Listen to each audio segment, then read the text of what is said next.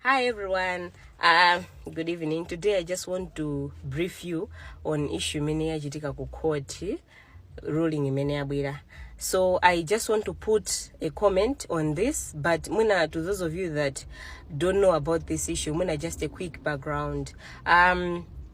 Munthu akutajawa anapita ku court. Kumeneko anakasumira chipani.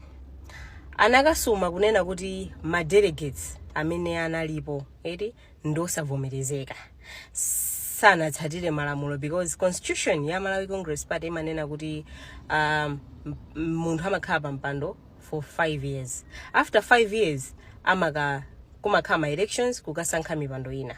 So from 2018 chichitikireni cha convention, it means convention ina inkayenekera kuitanisidwa 2023. So adindo amene analipo nthawi imene yoyo sana itanitse convention anapanga extend mwayokha eti kungopanga extend kuti convention isakhalepo tizapange next year, which means anthu aja anakhala pa mpando paja for 6 years. So munthu anapita kukadandaula, and mind you he went there before the convention kukadandaula issue imene inena kuti adindo amene alipo wa nthawi yawo yatha ndipo tikuyenekera kupanga masankho anthu achoke. So this automatically means kuti these are the same people amene they voted for mipando ya anthu amene ali ku national executive committee lero. So if the court has said kunena kuti masankho akuyenekera kuchitika within 12 months, this means kuti atawunikira bwinobwino, apanga interpret bwinobwino based on malamulo constitution ya chipani, so aona kuti izizi zinali zolakwika. This is why anena kuti kuchitikeso masankho. But my question would be, is the court only going to allow a region in the district kuti apange masankho? What about the National Executive Committee? Imene inasankhidwa ndi anthu amene anali illegal because they had overstayed their term in office. So I'll go back to what I've been saying. Kuna kuti all these things zikuchitika because we have a leadership crisis in MCP. Because this is not the first time an individual kupita ku court kukasumira chipani, and every time this happens chipani sichinawineko mlandu. Inotanduzeni as a party mlandu umene chipani chitazawineko over an individual ndi uti, because every time an individual goes to the court kukadandaula we always lose mlandu. And why does the president let kuti izizi zizichitika yet he can handle these issues mwayoka? Which means even the president does not follow the constitution, because if the constitution says that after 5 years tikuyenekera kupita ku convention anthu akasankha adindo ena, and you decide just for yourselves kuti mupange extend another period of 1 year. So should we say kuti we have a leader who follows the constitution? Do we have adindo amene amatsatira constitution? This is the problem that we have, and if this problem is not resolved, I don't think MCP will be able to survive for another 20 years kusogoloko. It will be finished. Chifukwa chonena kuti zinthu ngati zizi ndi zimene timenekera kumadziwa. Wina aliyense amene ali ndi udindo kuchipana akuyenekera kumatsatira constitution zimene ikunena. What does this article says about convention? All these things. What does it say about kasankhidwe ka adindo? We need to follow these things. So if our own leadership is not following the constitution, and tuamba kumachito zozo not constitution ababa ikutere, ndikumagwisa ntchito constitution yomwe yo fighting against the party. Ndikumapezeka zoti anthu amba kudziwa malamulo a chipani, akudziwa amene constitution ya chipani kuendera kuposera amene ali ma position akuluakulu ku chipani. And should we say we are safe as a party if this is happening? And to me, just to be honest, zikona kuti MCP ikuyendesedwa kwambiri ambiri amene achuluka amene akutsogolera ni madobadoba.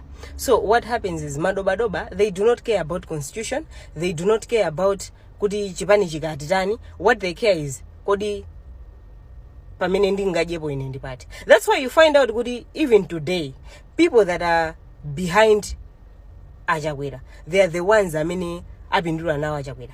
Either anali ku state house or muna anampasa business ka anali minister. Those are the people that defend Achakwera. If you go background ndanthu ochepa amene boma ilisana pindule nawo la MCP amene they are supporting Chakwera. fine and good. You're saying kunena kuti pano panthu ena mulikalikilika amene muli mu national executive imene it was illegally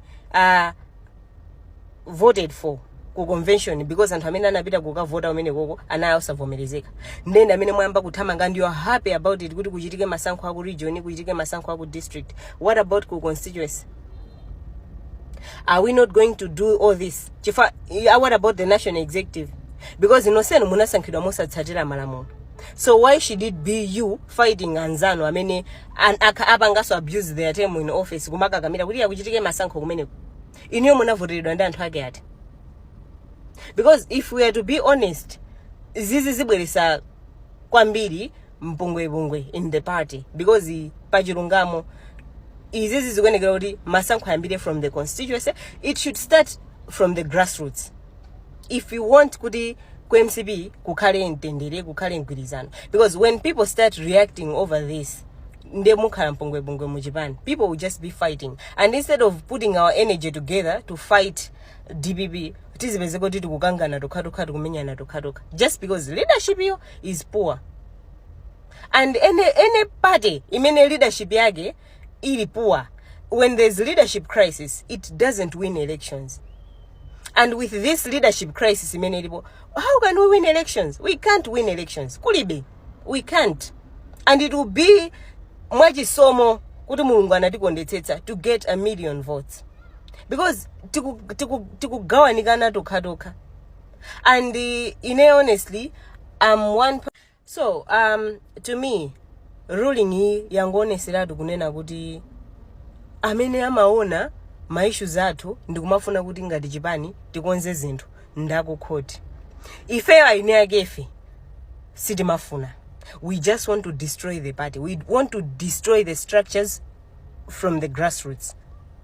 So ine ndikuona kuti mipando yonse inasankhidwa molakwika. Even the National Executive Committee is not supposed to be there, because kumene kokoso ndikumene kwachuluka madobadoba kwambiri ndi anthu amene akuonongaso Japan kwambiri.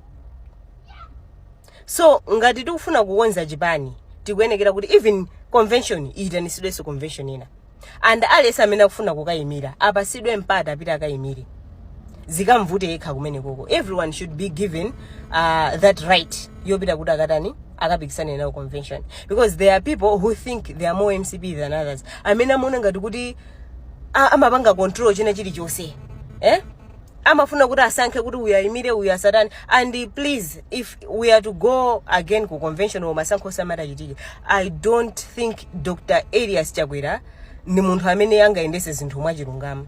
He has failed us. Ni munthu okuti we have seen his leadership, poor leadership. Ndamene so munthu mmoza amene waononga Japan ndenda Elias Chakwera. He's not even supposed to take part kuendesa masankho awawa ngati zinthu zikuyenekera kuti ziyende bwino. He's not supposed to be there. Osata zikanama makatenga ndrama ku Japan kwa Chakwera uko kumene oti akayendesa masankho ake ati. Masankho amene amakhala zoti akudziwa kale kuti pakuti tayikakale wakuti pakuti tayikakale wakuti pakuti tayikakale wakuti. We want people amene amachikonda Japan mundi mtima wonse, not people that always look for opportunities in the party. This is why the party is not going forward. This is why we lost in 2025. Just because timangona zonoti anthu ambiri akumapita kuti apange benefit. Anzathu kale amakolo athu Japan amachisunga. This is why the party has survived kufika lero.